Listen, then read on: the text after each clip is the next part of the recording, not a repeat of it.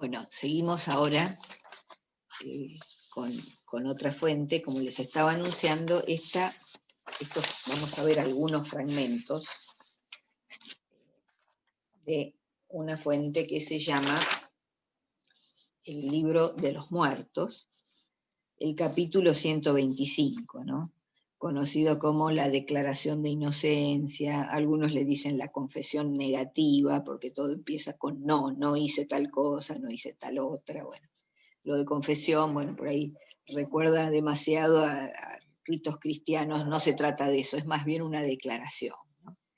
Una declaración ante el tribunal de los dioses para poder pasar al más allá, ¿no? Un tribunal presidido por el dios Osiris, que es el dios que tiene que ver con ese mundo de los muertos en el oeste, ¿no? Donde están todas las necrópolis. Si uno ve un mapa de Egipto, bueno, la orilla occidental, digamos, del Nilo, ¿no? De norte a sur, toda esta zona donde están las pirámides, o cuando uno alcanza la zona de Tebas, el Valle de los Reyes y de las Reinas, que corresponde al Imperio Nuevo, donde ya no hay pirámides, pero hay otro tipo de tumbas importantes. Bueno, esa es toda la franja, digamos, del desierto occidental, que es el ámbito del reino de Osiris, que pasa, ¿no? En algún momento, míticamente, bueno, es como el héroe dios civilizador de Egipto, que les enseña a los egipcios el uso de las aguas del Nilo, que les enseña la agricultura, es como un civilizador. Bueno, en determinado momento, según los mitos, algunos los recoge Plutarco, ¿no? Eh, o sea, en los clásicos hay algunas versiones, ¿no? Lo que entendían los romanos o los griegos de Egipto, y nos han llegado ciertos mitos a través de ellos, hasta que se hizo el desciframiento de los jeroglíficos y se podía leer los textos egipcios propiamente dichos, ¿no? Entonces, este Osiris es asesinado por su hermano Set, que lo envidia, en fin, lo despedaza. Después Isis va llorando por todo Egipto, levantando los pedazos y armando lo que sería la primera momia. Bueno, los dioses asignan a Osiris el reinado en el otro lado, en el mundo de los muertos, y su hijo Horus es el que ocupa el trono en su lugar. Y es el faraón. El faraón está identificado con Horus. Acuérdense que el Horus está ahí paradito arriba de los papiros en la paleta de Narmer, ¿no? Si esto es lejanísimo, ¿no? Esta idea de asociar a ese que está en el trono, o este jefe, lo que sea que era Narmer, bueno, asociarlo con Horus, ¿no? De este lado Horus, del otro lado Osiris. Y el libro de los muertos, ahora le decimos libro, en realidad que eran unos rollitos de papiro que se colocaban entre los vendajes de la momia, con estas frases que vamos a ver ahora, algunas de ellas, con otro sentido y con otro criterio, o frases similares, ¿no? Eran como una ayuda a memoria para pasar al más allá, y primero pasar el juicio, ¿no? Está esta idea de juicio final, y después, si ese juicio se aprueba, y para eso hay que declarar estas cosas, la declaración de inocencia ante todos los dioses, un tribunal presidido por Osiris, se puede pasar al otro lado. Este conjunto de frases, de textos que conforman lo que se llama el Libro de los Muertos, es del Imperio Nuevo, pero los contenidos ya están en textos anteriores, ¿no? Esta continuidad que tiene Egipto, ¿no?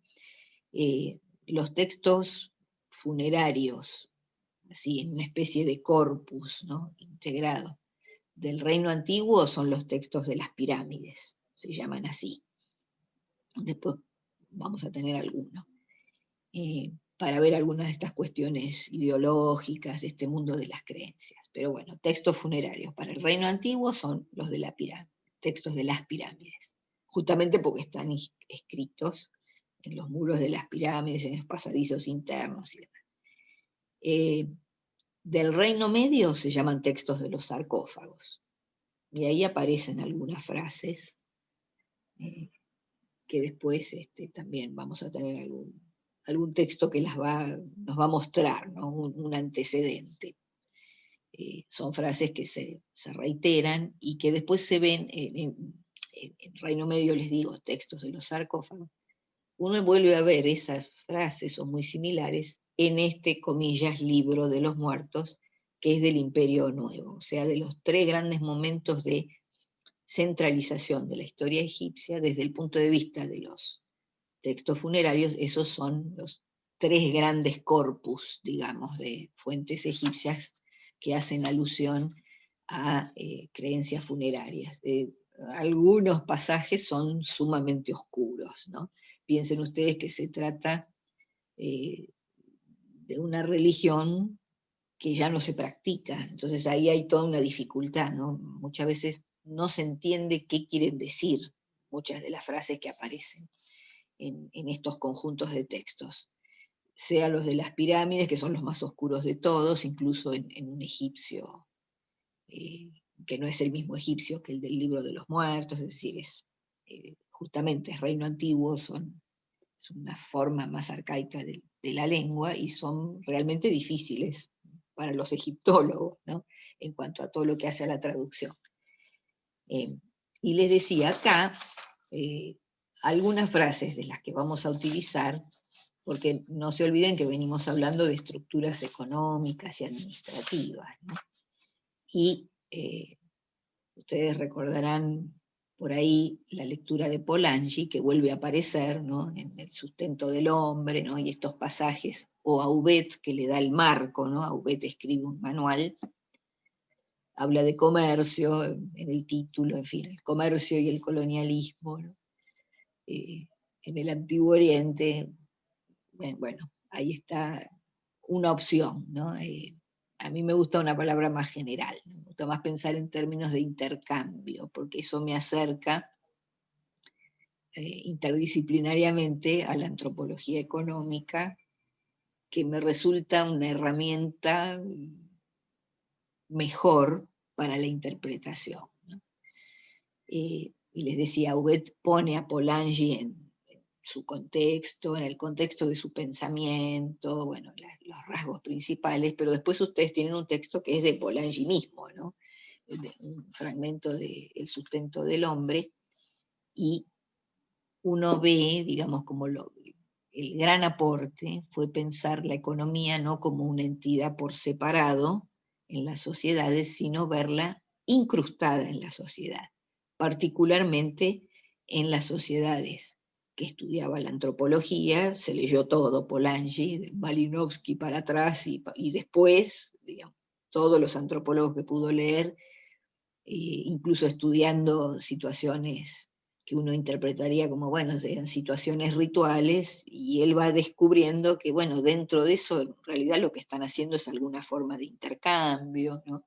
Y toda esa lectura antropológica va formando una idea, ¿no? De que no alcanza con las leyes de mercado y con los conceptos de la economía de mercado para explicar la economía de otras sociedades, sino que la economía de mercado es fruto de un proceso histórico, ¿no? Pero no es algo que está vigente desde las cavernas hasta la actualidad. Entonces, ahí ya hay un camino, digamos, como que abrió una puerta o amplió un poco el espectro de estos estudios de la economía.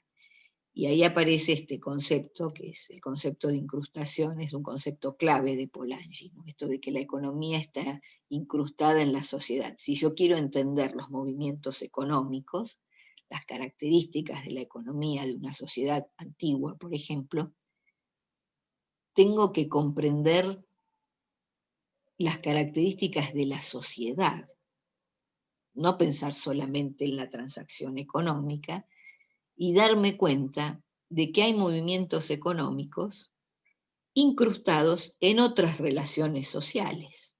El parentesco puede tener perfectamente su costado económico. Hace un rato hablábamos del tema de las dotes, que es algo que está en la base de la discusión cuando se va a generar una alianza matrimonial, y los patriarcas tienen que pactar, ponerse de acuerdo, van a acordar. Ahí no solamente hay una familia que aporta un varón y otra una mujer, y bueno, todas esas fuentes que vimos, ¿no?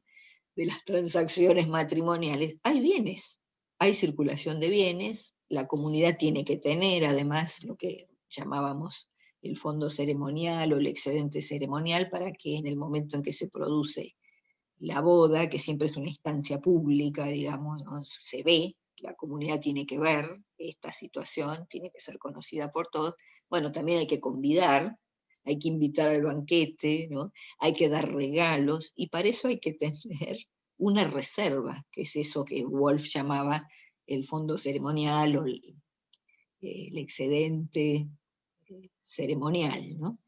Que yo les comentaba en otra grabación. Entonces, la economía puede estar incrustada en el parentesco, la economía puede estar incrustada en la religión, ¿no? Uno imagina un templo y con unos ojos actuales puede ser un lugar de culto, y en la antigüedad también lo era, solo que estaba rodeado de talleres, de almacenes, tenían sus campos, tenían acceso a ciertas tierras que a lo mejor otras comunidades no, las tierras del templo, los bueyes del templo, acá van a ver algo del pantano, ¿no?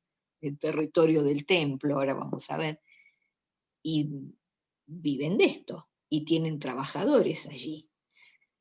Los egipcios hacen ofrendas funerarias, y los que pueden incluso destinan el fruto de alguna tierra para abastecer las ofrendas funerarias, para entregarle a los sacerdotes que van a llevar a cabo los ritos, porque algunos los puede hacer la familia, pero hay otros ritos que solamente los hacen los sacerdotes, en honor al muerto.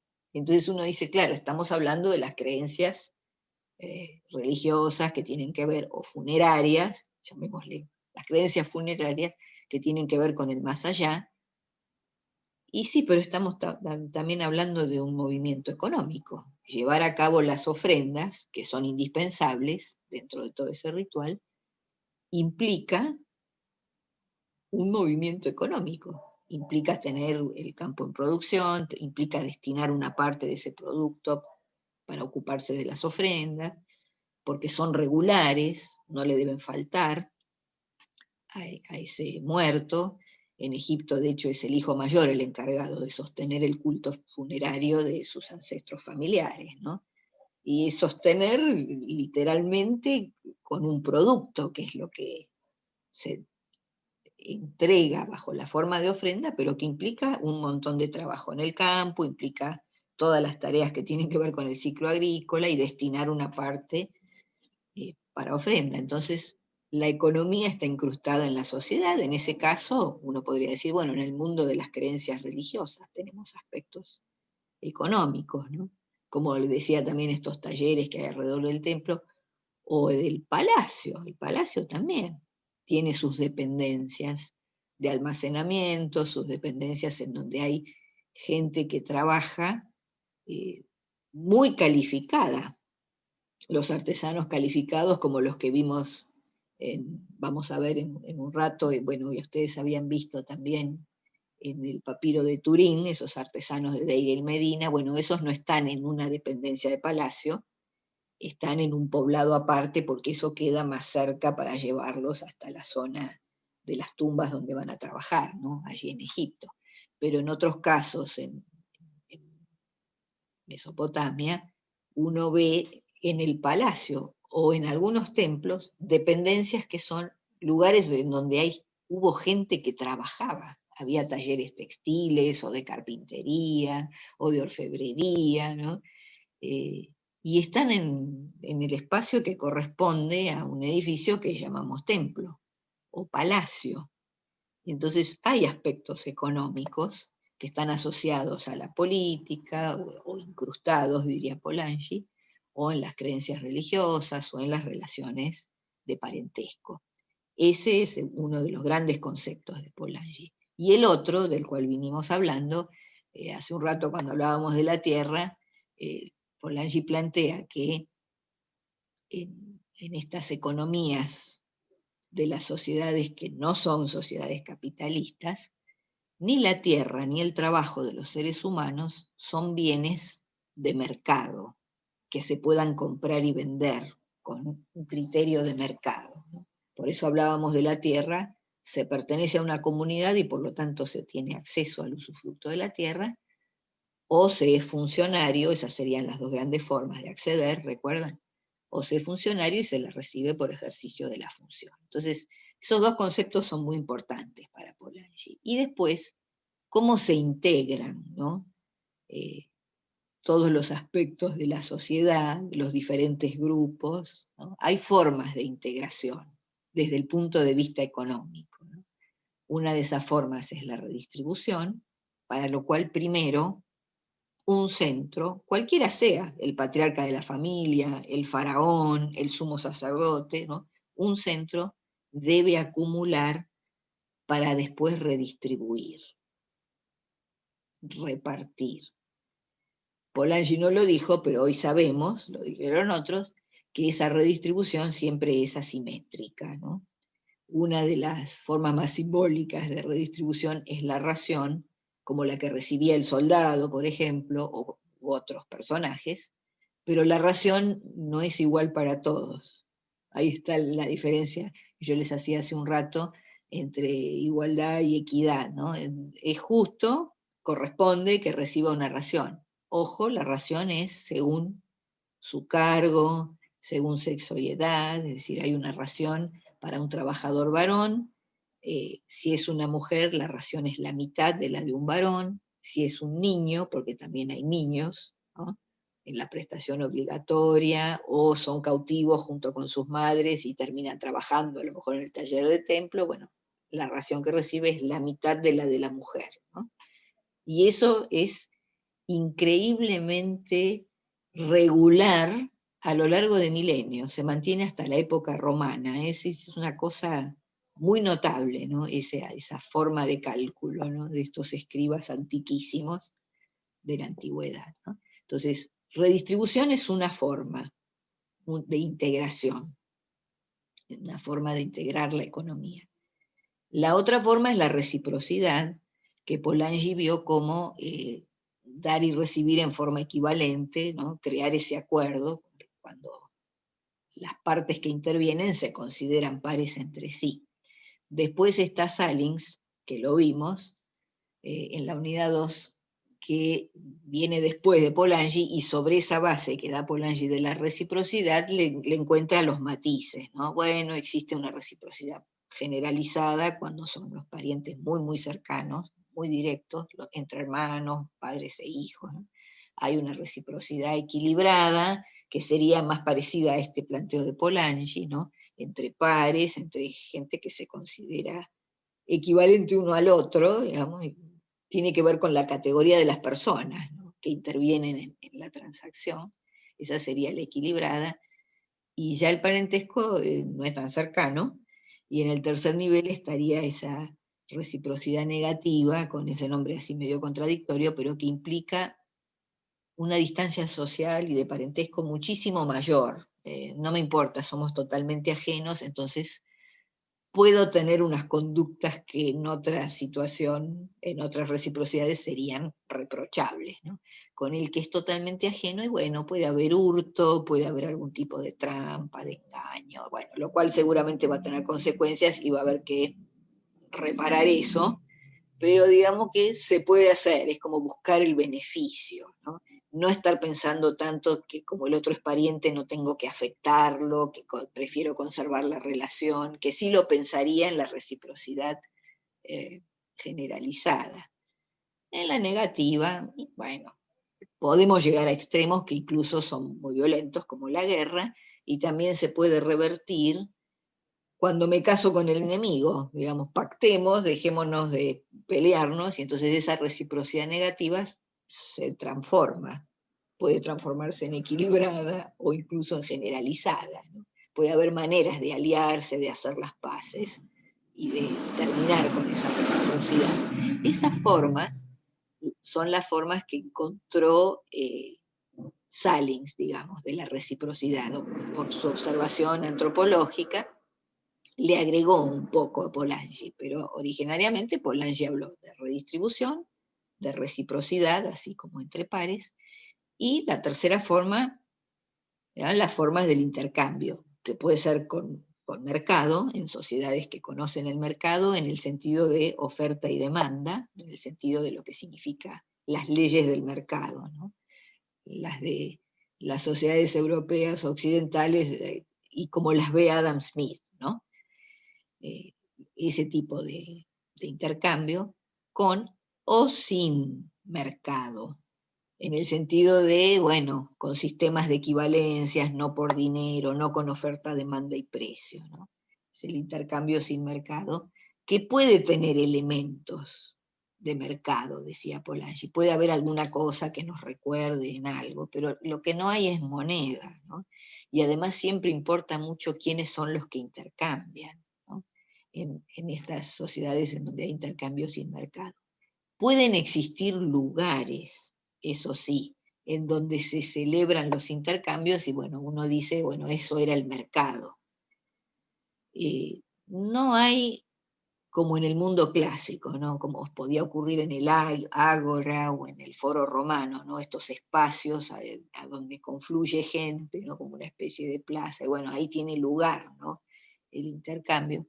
En el mundo antiguo más bien es un lugar como puede ser el muelle. Esto es muy común en Egipto o en Mesopotamia, piensan en los grandes ríos, ¿no? La gente se puede desplazar con una pequeña embarcación entre una aldea y la otra y por ahí llevar aquello que le interese cambiar por otra cosa que sabe que los vecinos tienen, ¿no? Esa es uno podría interpretar el muelle donde todos se juntan, donde están esperando que venga el que viene con la canoa con algo, ¿no? El muelle, o la puerta en la muralla de la ciudad como un espacio, comillas, de mercado, en el sentido de este lugar donde nos reunimos para mirar qué productos tiene cada uno y empezar nuestro regateo y hacer el acuerdo, ¿no? A ver a qué equivale lo que yo quiero y lo que el otro tiene, ¿no? Y si podemos intercambiar y hacernos cada uno del bien que necesita, ¿no? Del producto que le interesa. Y eso puede pasar, como les digo, ¿no? A la sombra de la muralla de la ciudad, donde está la puerta, ¿no? En las horas del día, ese sería el lugar público por excelencia, ¿no? Entonces eso Polanyi lo reconocía. Cuando hablaba de mercado para este tipo de sociedades, estaba pensando en eso, no en el mercado en el sentido de oferta y demanda, ¿no? De las leyes del mercado. Entonces el intercambio puede ser con mercado en las sociedades que tienen leyes de mercado, que existen y que tuvieron un proceso histórico y se constituyeron, pero también hay las otras, digo, ¿no? Entonces estas son las tres formas, ¿no? De integración: redistribución, reciprocidad e intercambio. Una cosa que a veces no se retiene tanto de Polanyi es la idea que él tenía de que esos tres elementos, esas tres formas de integración, no se excluían unas a otras, sino que muchas veces existían conjuntamente. En ciertos momentos primaba más la redistribución o la reciprocidad o el tema del intercambio, porque son formas que conviven en las sociedades. No es que una sociedad es solamente redistributiva o solamente reciprocitaria o solamente ejerce el intercambio. No, muchas veces las tres formas, la mayor parte del tiempo, conviven. Hay momentos en los que se acentúa o se destaca más alguna de esas formas de integración, ¿no? Si yo pienso en el patriarca como cabeza de familia y en lo que hace con su grupo, tiene que mantener la unidad familiar, tiene esa responsabilidad, ¿no? De mantener la unidad familiar en funcionamiento, y él es el eje de la redistribución, porque la redistribución siempre precisa de eso, de alguien que sea como el eje o el centro, que sabe organizar esa producción, puede acumular y después toma las decisiones. Esa es su responsabilidad, ¿no? De asignar lo que corresponda a cada uno, según su lugar en el mundo y en la sociedad, ¿no? Recordemos que es equidad, no igualdad, no le toca a todo el mundo lo mismo. Eso es la redistribución, es asimétrica, ¿no? como las raciones de los funcionarios, o a algunos se les da el usufructo de tierras, no todo el mundo va a recibir raciones, por ejemplo, ¿no? Pero todos reciben algo, ahí está la redistribución, ¿no? Lo de lo asimétrico. Si yo pienso en relaciones entre gente de aldeas vecinas, o entre dos familias en una misma aldea, o entre dos reinos cuyas autoridades tienen la misma jerarquía, ninguno de los reyes es más importante que el otro ni más poderoso, sino que están en igualdad de condiciones. Y bueno, la relación puede ser la reciprocidad, ¿no? En el intercambio de bienes, si uno piensa eh, en el lenguaje diplomático, los reyes se regalan oro. Cuando alguien quiere entablar alguna relación con un jefe, un rey de otro estado, de otro reino, encara, ¿no?, mandando los mensajeros, ¿no?, con regalos, y entre esos regalos, si hay oro, es mejor, ¿no? Detrás del oro, ¿no?, hay que hacer todo el trabajo, ¿no?, de conseguirlo, de tener alguna expedición que lo vaya a buscar. Los egipcios lo podían hacer hacia Nubia, ¿no?, armar, ¿no?, con sus funcionarios que actuaban como mercaderes, digamos, de larga distancia, buscar el oro en Nubia, y ese oro a lo mejor terminaba saliendo de Egipto y llegaba a algún otro reino a cambio de alguna otra cosa. Pero entre reyes el oro circula, ¿no?, ese valor simbólico. ¿Por qué oro y no otra cosa? También se intercambiaban otros productos, ¿no?, pero era un gesto de reconocimiento del estatus del otro. Esto es muy importante en el intercambio, el estatus de los que intercambian, ¿no? Si el otro era un rey, bueno, hacerle el obsequio, ¿no?, el don, el presente en oro. Puede haber otras cosas valiosas, pero el oro era el símbolo, fíjense, ¿no?, la dimensión simbólica de algo que a la vez es económico. ¿Ven? Esto es la economía incrustada en la sociedad. Y acá, en nuestro libro de los muertos, capítulo 125, la vamos a encontrar incrustada, diría Polanyi, en un mundo de creencias, en estas declaraciones de inocencia que el muerto se supone va a pronunciar frente al tribunal cuando va llegando al más allá, para poder acceder, ¿no?, al más allá y transformarse en Osiris, ¿no? Y hay una serie de frases que tienen que ver con una conducta, la buena conducta, el respeto a los otros, ¿no? No hice llorar, no he matado, ¿no? No he blasfemado contra el Dios, ¿no? No he causado sufrimiento, ¿no? Bueno, esto tiene que ver con el probar que se tuvo una conducta recta, ¿no?, que se actuó de acuerdo a Ma'at. Ma'at es la justicia, es la rectitud, esta diosa cuyo símbolo es la pluma, ¿no?, ese jeroglífico que se lee Ma'at, es la que está, esa pluma está en uno de los platillos de la balanza, en ese momento de cruzar, ¿no?, de estar pasando el juicio para poder llegar al más allá. En el otro platillo está el corazón del difunto, porque en ese mundo oriental el corazón es la sede de las decisiones. La gente toma decisiones en su corazón, es el corazón lo que lleva a decidir qué conducta adoptar, ¿no? Entonces, eso es lo que se pesa, tiene que estar bien liviano de todo acto malo para que sea tan liviano como la pluma de Maat que está en el otro platillo de la balanza, ¿no? Otra vez la balanza, hablando de intercambio y de equivalencia. Pero entre esas cosas que se supone el muerto va a recitar ante ese tribunal de dioses, aparecen otro tipo de frases, ¿no? No he añadido a las pesas de la balanza, no he disminuido la arura, que era la medida de superficie para la tierra, ¿no? No he falsificado una media arura de tierra, no he alterado el fiel de los platillos, no he expulsado el ganado de sus lugares de pastoreo, no he tendido trampas a los pájaros de los dioses, no he pescado peces en sus pantanos. Está haciendo una alusión directa a tierras que pertenecen a los templos, por eso los pájaros son los de los dioses, y los peces, ¿no? No he pescado peces en sus pantanos, los pantanos de los dioses, son tierras del templo. Es decir, él no interfirió, ¿no?, en lo que sería la economía del templo. Fíjense cómo en medio de esas conductas que tienen que ver con la rectitud, ¿no?, con la buena conducta, entre otras aparecen conductas que son muy económicas, esto de no alterar la balanza nuevamente, ¿no?, los platillos, el fiel, ¿no?, no he añadido a las pesas de la balanza, esto del ganado, no he expulsado el ganado de sus lugares de pastoreo, no he tendido trampas a los pájaros de los dioses, es decir, lo que no dañó es la economía de los templos, no he detenido el agua en su estación, no he construido diques contra el agua corriente.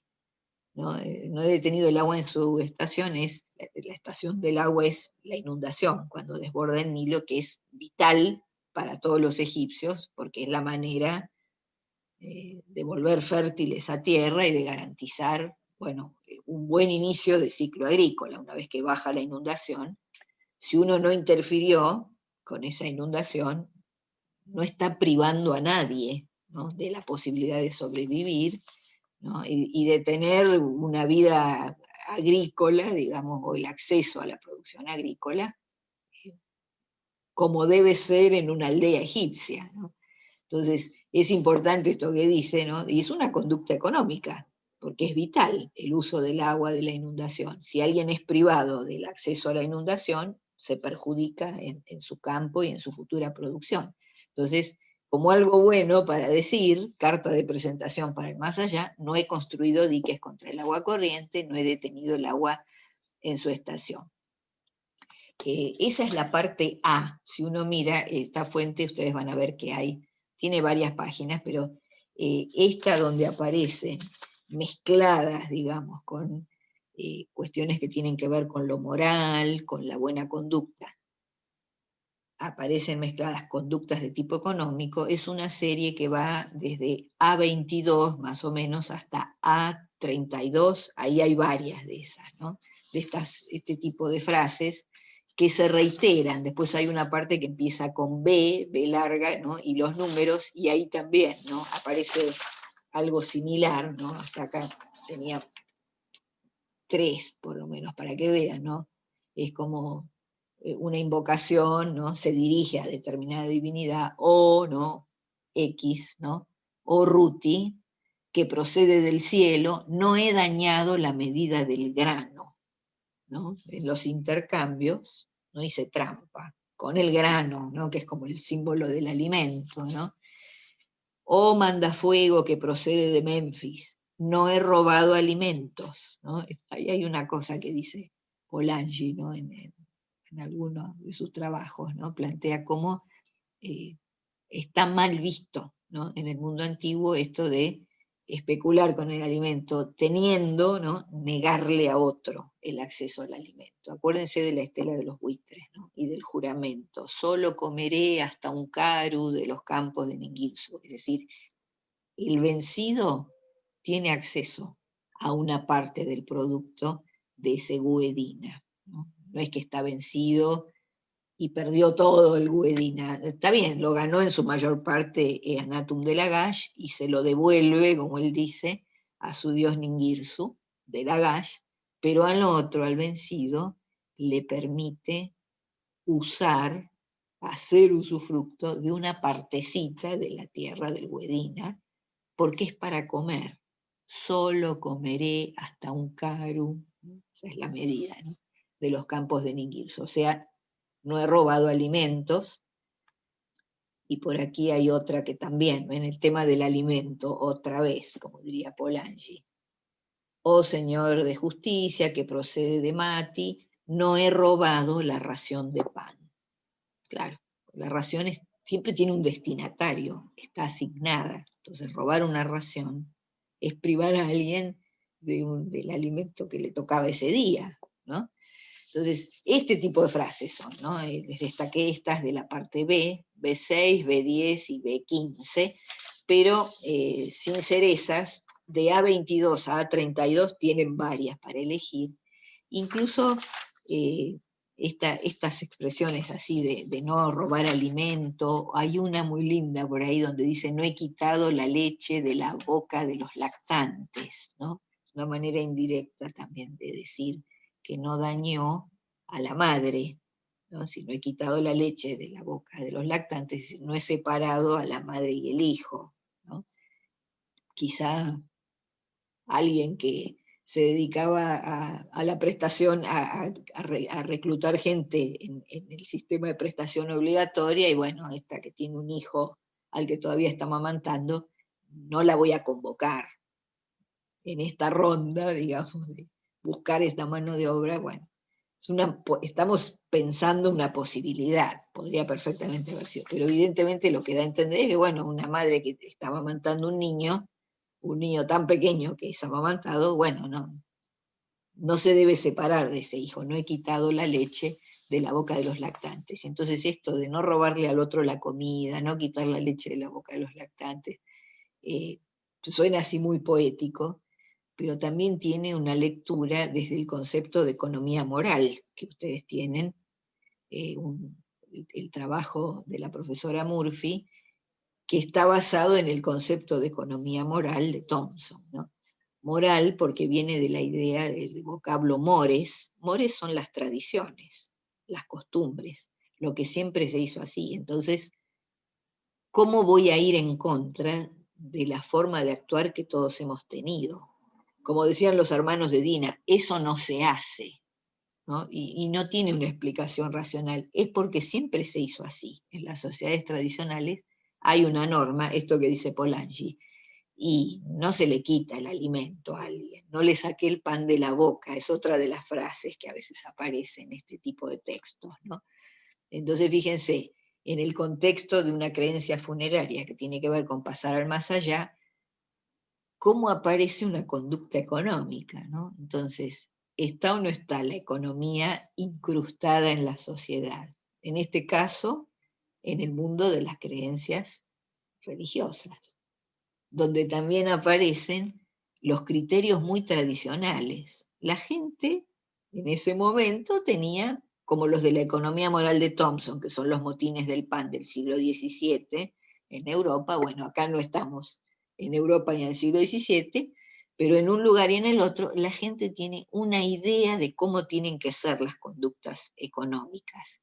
Las que se quejaban a los gritos, las mujeres en las ciudades del siglo XVII, porque el precio del pan había aumentado, no estaban pidiendo comer caviar ni carne todos los días, pero el pan no tenía que faltar, porque es un alimento simbólico. Y esto es cultural de milenios. A los egipcios también les pasaba. Las raciones de base eran pan y cerveza, como en Mesopotamia, es decir, son universales las raciones de esa antigüedad del Cercano Oriente. Y el pan es un alimento muy simbólico. Es el símbolo del alimento por excelencia. Por supuesto que la gente come otras cosas, pero las de los motines del pan que salían a gritar, ¿no?, en las ciudades donde uno no va a cultivar para tener grano, sino que depende de, bueno, si hubo escasez, un año malo y hay menos cereal y por lo tanto menos grano para moler, y bueno, va a salir más caro el pan. Lo que puede ser muy racional explicado con las leyes de mercado, para la economía moral de la multitud, como dice Thompson, y no, lo racional para nosotros es tener pan en la mesa, no existe cobrar el pan así de caro, ¿no? En una sociedad en donde ya tenemos economía dineraria, ¿no? Ese siglo XVII de los motines del pan. En este mundo tan antiguo está mal sacarle el pan de la boca a la gente, es un mínimo, ¿no? Esto tiene que ver con, hay un concepto que usan los médicos ahora, los médicos sanitaristas, cuando hablan de la seguridad alimentaria, ¿no? Es decir, si uno lo mira con los ojos antiguos, ¿qué es esa seguridad alimentaria? Y bueno, un mínimo, tener algo para comer. Eso no se hace con nadie, sacarle ese mínimo, ¿no? Como en la reforma de Urucagina, ¿no? Cuando él dice, y los artesanos y los aprendices mendigaban el pan, en vez de estar trabajando en el taller, mendigaban el pan en la puerta, ¿no? La puerta de la ciudad. O sea, tan mal estaban las cosas que hasta le negaban la ración, que es lo que comen, no es para guardar y acumular, es el sustento diario para mantenerse en pie y seguir trabajando, y la tienen que recibir diariamente. Eso es la economía moral. No me puede faltar lo que corresponde, no pido más, ¿no? Esto que les decía, las mujeres que protestaban no es que querían que bajara el precio de la carne. No, bueno, ya sabemos, está todo caro, pero con el pan no se metan, ¿no? Esos son los motines del pan. Y ahí está la economía moral. Y en ese mundo antiguo, la economía moral tiene que ver con, y bueno, está esta costumbre, y con el que es más débil no se metan, digamos, la comida, el mínimo de comida no se niega, corresponde, sobre todo si tenés para dar, ¿no? Si hay para dar, ¿por qué no? Es comida, no más que eso, ¿no? Eh, si ustedes se fijaron, que vieron en el texto de Código del Deuteronomio, que ustedes vieron Deuteronomio 25, esta situación de la costumbre del levirato devenida ley, porque está en un código, ¿no? La ley del levirato.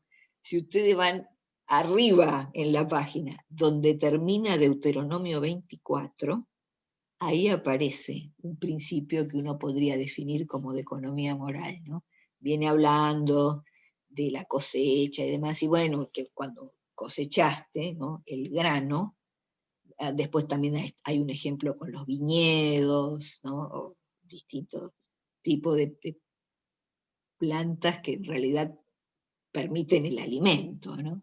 Pero lo del grano es muy gráfico, ¿no? Que cuando se levantan, ¿no?, todas esas, las gavillas, digamos, los haces, las espigas, ¿no?, y se van amontonando, bueno, algo se cae, porque es mucho, bueno, lo que se cae, dice, no lo volvés a recoger, dice, para el extranjero, el huérfano y la viuda será.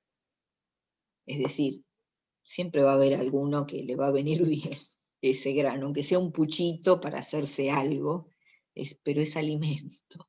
Entonces déjalo que se caiga, no se toca eso, si se cayó, y bueno, va a venir alguien que lo va a levantar, es para esos, para los que están totalmente desvalidos, ¿no? Como en los márgenes de este sistema de relaciones de parentesco.